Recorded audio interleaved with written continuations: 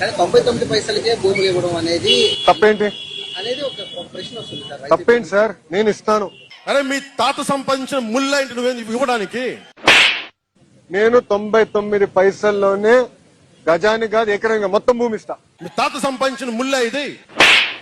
అంత land bank Vizag లో government allot చేస్తున్నది సిబిఎన్ గారి ప్రైవేట్ ల్యాండ్ కాదు కదా, అది పబ్లిక్ ల్యాండ్.